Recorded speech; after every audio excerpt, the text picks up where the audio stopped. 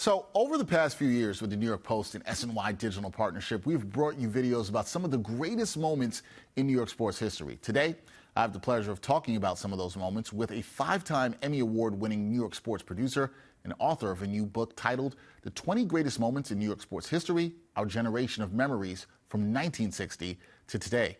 Joining me in studio, the one and only Todd Ehrlich. Todd, what's going on, man? Dude, it's great to be here, Dexter. Appreciate the time, man. Well, I'm happy to have you here. So excited about this book, and I've had the chance to read it, to look at it, to digest it. Now I have you here to talk about it. So I want to get right into it because you wrote this book with longtime New York sports writer Gary Myers.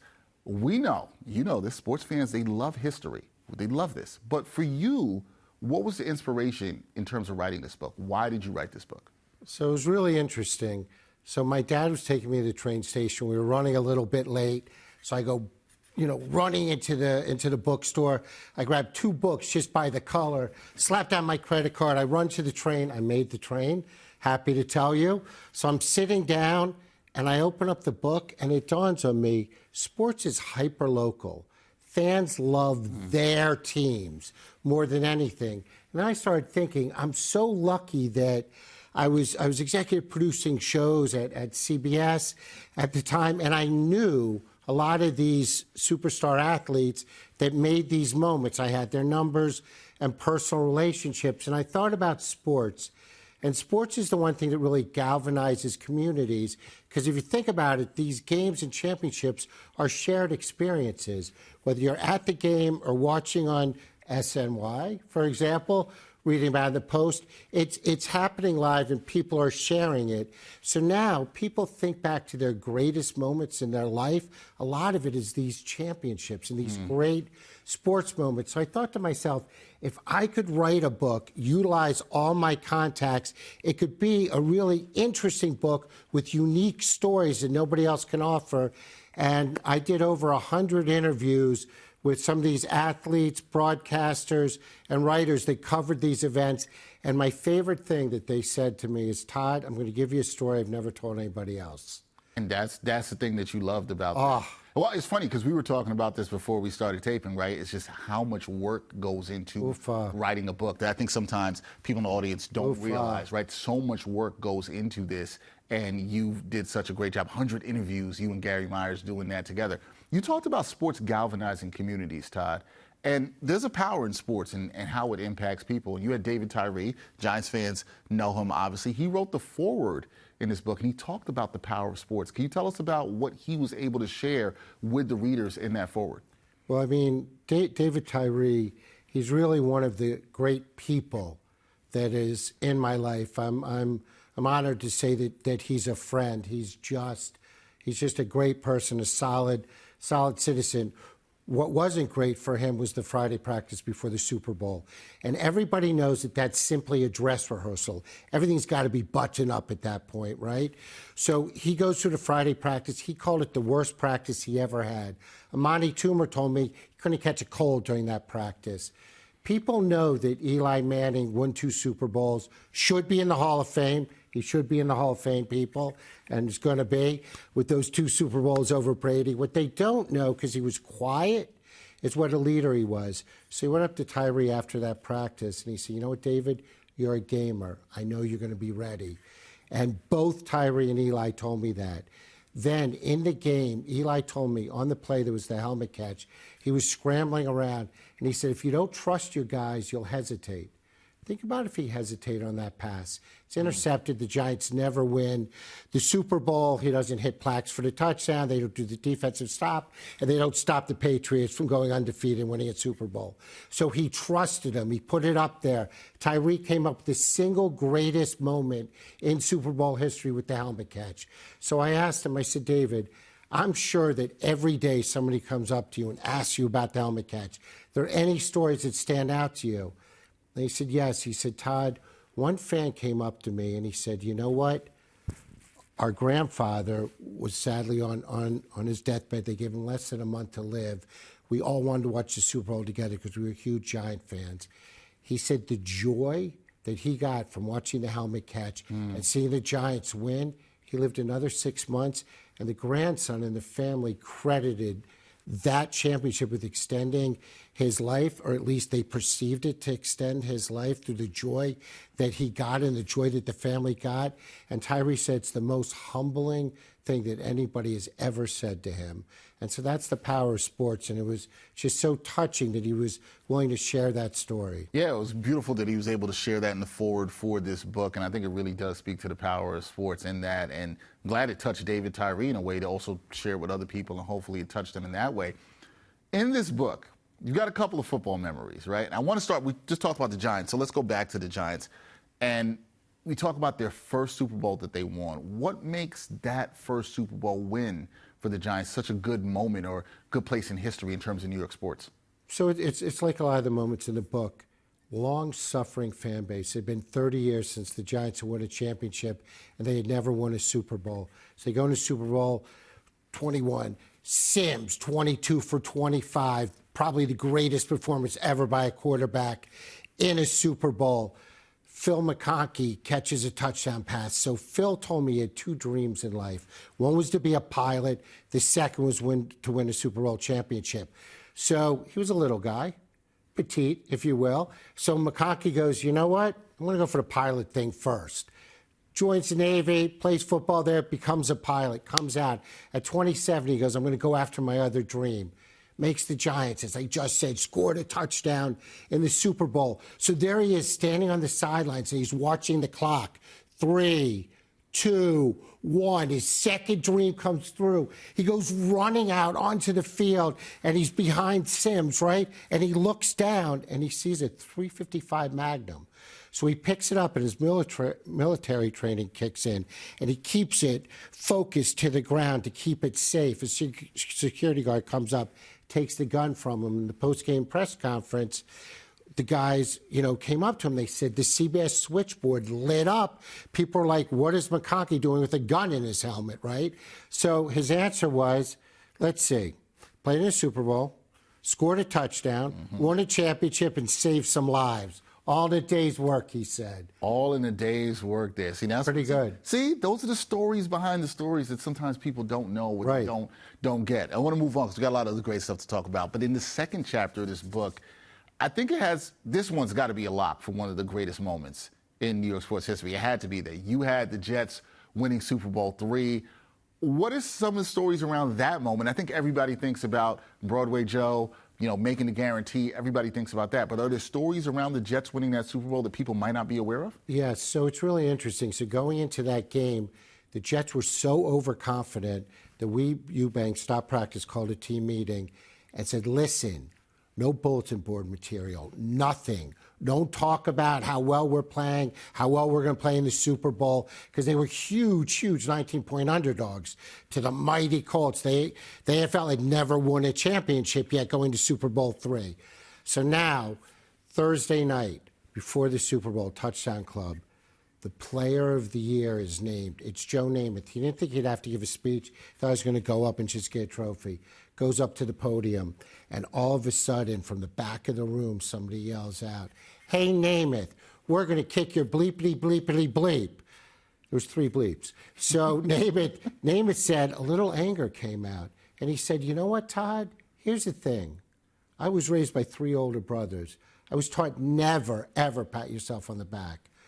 Bear Bryant, at my first meeting in Alabama, the legendary Bear Bryant, told him, if you think you can't, you won't.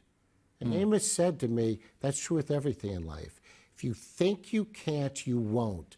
Pretty cool. I never forgot that. So he's up there. He's a little bit angry. So he goes, you know what? We're going to win the game. I guarantee it. And he goes back to the table, and, Schmidt's there, Emerson Boozer, and they're like, what did you do, Joe? And he goes, don't you think we're going to win? They said, yeah. They go, well, we got to have Joe's back. They go out. They famously win Super Bowl III. Yep. He's running off the field, and you think about Joe Namath, right? Think about the pantyhose, the women, the carousing, the fur coats, the white shoes. But he was, at heart, a humble guy, as he said to me. He's running off the field.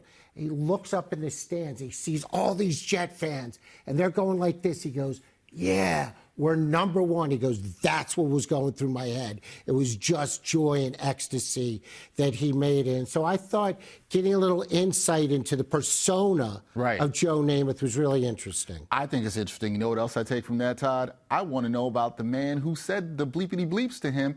He has to, if he was a Colts fan, he's obviously going for the Colts. He's got to feel bad that he inspired that man to go and beat him that day. That's right. He should have kept his trap shut. He probably should have. He probably should have done that. You have something nice to say, don't say anything at all. That's what my mom taught me. There you go. Those are good words to live by there. Let's talk about some baseball in this book. Yeah, man. Because I learned something, and I read that some of the biggest home runs that we have seen in New York sports history were hit with the bats of teammates. Yeah. Right? Teammates using their other player on their team, their bat. Tell us more about that. Some people may know, some people may not know. So Bucky Dent, 78, 14 games behind the Red Sox. They fight back, they fight back, they fight back. Boston Massacre. They tie him last day of the season. So what happens? There's a coin flip. It's going to be played in Fenway. So the light-hitting Bucky Dent is up there, down 2 runs. Mike Torres. He fouls the ball off of his shin. He wasn't wearing shin guards. It took almost 12 minutes for him to get it back together to get into the batter's box. Mickey Rivers says, hey, homie. That's what he always called him. Hey, homie, come here. Remember you asked to use my bat? He goes, yeah, whatever. So he takes the bat. Mickey goes, hey, there's a home run in it. Bucky's like just trying to get it together because he's in a lot of pain. He goes up. He goes, you know what? Torres is going to come inside on me. Whacks the home run. Puts them up 3-2. Yankees go on to win the World Series. Afterwards, Mickey Rivers came up to him and said, I told you it had a home run in it. Then Jim Leyritz, 1996. They're down 2-1 to Atlanta. You remember. I do. Your dad let you stay up late, right? My dad let me stay up to watch it. My dad was a Yankees fan, let me stay up to watch that one. So I remember this game very well. Nobody forgets when their dad lets them stay up late. No, you don't.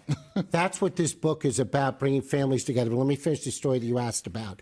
So they're down 3 runs, 5 outs to go, 8th inning. The king, Jim Leyritz, is going up to bat. He looks in the back rack. He's got 2 bats left. Mark Wohlers is on the mound. He's throwing 100 miles an hour. He's got to catch tomorrow. He's facing Smoltz. He can't afford to break another bat. Next to the bat rack, there's a box of brand new Mizuno bats. He looks in. It's Straw's bat. He goes, hey, Strawman, can I borrow one of your bats? He goes, sure. Gets up there, 86-mile-an-hour slider, boom, ties up the game. The Yankees go on. Instead of being down 3-1 and not winning the World Series, as I wrote in the book, Yankees dynasty never happens if they don't win the first World Series. They don't win the first World Series without that home run. And Leyritz says, I've watched it a million times. Everybody's high-fiving me. I grabbed Straw. I said, it was your bat. He said he hasn't shared that story with many people. It's another one of those great stories that's in the book. And he said, it's just like Bucky Dent's story. So I love that from the king. That's a great one that I didn't know until reading a little bit before reading in your book, but recently. But that's a great one. Obviously an iconic, home run in World Series history, not just Yankees history, but World Series history. It's an iconic one there, too. I want to talk about some basketball, because this book, you have a chapter where you talk about what I think is one of the greatest moments in Knicks history. Oh, yeah. Game 7 of the 1970 NBA Finals between the Knicks and Lakers. What makes that game so special for New York fans? And Knicks fans out there know exactly what happened in that moment there, but is it the greatest moment in New York basketball history? Oh, yeah. You think so? Definitely? Oh, yeah. Okay. I mean, Dr. J. Duncan at Rutgers pretty good. That's pretty good, too. That's pretty darn good. Yeah. The doctor's pretty good. Yeah. But no, this is unequivocally the greatest moment. And again, long-suffering, die-hard fan base, the Knicks. This is their first ever championship. Game 5, the captain goes down. Somehow the team galvanized. They changed up their strategy. They won Game 5, but they lose Game 6, forcing Game 7. Nobody thought that the captain would come back. And Clyde said after Game 5, we don't win the championship without the captain. They come out for warm-ups. And Marv, who narrated that chapter for me, which was so gracious of him, told me that he interviewed Willis during the day because he was doing the radio show. And Willis said he was going to play, but Marv's looking at him, and like he was not believing that at all. No, he like had every treatment known to man, and he's still hobbling around and looked terrible. So Marv, from his perch, is looking down onto the court. No captain, no captain. All of a sudden, he said he heard the loudest sound he's ever heard in Madison Square Garden history to this day as the captain hobbles out. He said, and what was crazy is the Lakers stopped warming up. Jerry West, Wilt Chamberlain just stared at the captain as he walked out, took some shots. Frazier looked at them and said, we got him. We're going to win this game. So Frazier, one of the greatest Game 7 performances in NBA history, leads them. The captain hit 2 shots. That was enough to propel them to the lead in the championship. So they go on to win the championship. And one of the things I found interesting, because Clyde, from his tropical home, was kind enough to give me almost an hour interview. And I said to him, I said, Clyde, how'd you get the nickname? And he goes, well, I bought this hat with a wide brim. And back then, a thin brim was in. And Nate Bowman was giving me the business. The guys were giving me the business. 2 weeks later, Bonnie and Clyde comes out. He's wearing one of my hats. So Nate goes, you know what? You're smooth like Clyde. And you steal the basketball like they were bank robbers. He was Clyde from then on. And Clyde told me, he said, you know what? I know where folks know me from by what they call me. If they call me Walt, they know me from Atlanta or from college. If they call me Clyde, from New York. New York City. There you go. Yeah, that's a good one right there, too. It's a good one. All right, we can't leave hockey out of this. No. Can't do that at all, right? We talked about the Namath guarantee. Yeah, man. But gotta ask you, what'd you learn about the other famous guarantee in New York sports? Everybody knows that is Mark Messier back in '94 with the Rangers. What'd you learn about that? So I started each chapter with a headline, and I wrote sports guarantee. See Namath and Messier, because there's only 2 in the world, and both of them are right here. So I asked Mark, what made you do that? Because, again, back then, nobody made guarantees except for Ali. Nobody talked trash except for Ali, who's also in the book. So I said, what made you do that? He said, you know what? I believed in my guys, and I wanted my guys who hadn't won a Stanley Cup to believe in themselves. So I put it out there. I said, I guarantee we're going to win the game. So they're in a limo, going out to Game 6 to play the Devils. It's Glenn Anderson, Adam Graves, Richter, and Messier. And so Anderson tells me that he's got the papers. He looks on the back page. He's like, Mark, way to put extra pressure on us. And Mark said, you know what? I believe in you guys. And that's why I put my name on the line. It didn't hurt that he scored a natural hat trick in Game 6. It did not. It did hurt. So they forced Game 7. Yep. Game 7, Zelepukin, under 10 seconds to go, ties it up, goes into overtime. Stefan Matteau with the game winner. And what happened was Matteau told me that the craziest thing, and he said he never has told anyone this story. He gets the Stanley Cup in his hometown. He goes to his favorite hockey bar. There's a fan taking a picture with the Stanley Cup. He holds it over his head, and he looks to take a picture, and it snaps in half. He's holding 2 pieces of the Stanley Cup. Matteau said it came to him dinged up. They weren't doing anything that was irresponsible. They're holding 2 pieces of the Stanley Cup, the most famous trophy in all of sports. So a friend of his is a welder. He comes up to me, he goes, I'm going to take care of this. He disappears for 3 hours. He comes back. He goes, Stefan, 1 ring of welding would have done it. I did 4 rings. He said 10 years later, the same guy came up to him, and it was 1 o'clock in the morning. He said he called everybody he knew, had a huge party in his garage, everyone drinking out of the Stanley Cup. And he said he didn't even know it for a decade. And he said, Todd, that's for your book. And guys, this is for you. Buy the book. There's a lot of great stories like that in there. That's a great one. It's a good one. I'm glad the Stanley Cup wasn't broken. They were able to put it back together. Yeah, that's a good story in itself there. Last thing for me, Todd, because there's so many great stories in this, right? And the book is out there now for New York sports fans to go and get. But I got to ask you this. What do you hope that you've accomplished in writing this book? And also, what do you think that readers will take from this book once they've actually experienced it? Okay. So it's the 20 greatest moments in New York sports history. Available Amazon.com, Barnes & Noble, where all good books are sold. If you buy the book, here's why I wrote it. times are tough, and I want to put a smile on people's faces. I got some stories that were dirt. I didn't put them in the book. And those are the type of stories that would have got headlines in the New York Post. Right. It would have gotten me more publicity because people trusted me and they gave me good stories. I want to do it. I wanted to write a feel-good book. I didn't want any dirt. So when you read this book, I want people to smile. And as you discussed, you read to your daughter every night. Yep. I want fathers and daughters. I got a 6-year-old son, fathers and sons, mothers and daughters, mothers and sons. I want families to get together. I want them to read a chapter at a time. I want them to learn New York sports history. I want them to smile, and then I want them to discuss it at the dinner table. So I want people to know their history, and I want people to feel good. And like I said, I worked really, really hard on this book. I'm very, very proud of it. And I think it'll make people happy if you buy it. And by the way, it makes a great holiday gift. I'm not going to lie. What a stocking stuffer. Oh, no, this is a great stocking stuffer right here. I think it's a perfect time. That's why we were able to link up at this time. Yeah. And it's a really good book. And like I said, we here have talked so much about historic moments in New York sports here at the New York Post and SNY. So I think to have this put together in this book, the 20 greatest moments in New York sports history, out right now. Todd Ehrlich, Gary Myers, great job, over 100 interviews. So if you want those stories behind the stories, that's the book for you to get. Todd? Right there, that's the book. Todd, that is the book. I want to say I appreciate you for coming through. I'm glad we're able to talk about this book. Looking forward to the next book. I'm probably putting pressure on you there. But I'm looking forward to the next one. I think this is a great one for the people. So thank you. I appreciate you, Dexter. Known you a long time, and this means a lot. Thank you so much for having me on, and thank you for letting me share some of the stories. And I hope folks are inspired to go out and buy the book. I hope they are. Like we said, it is a great holiday stocking stuffer. Go get that book right now, out by Todd Ehrlich. Hope everybody enjoys it. And as always, enjoy the history and enjoy the sports.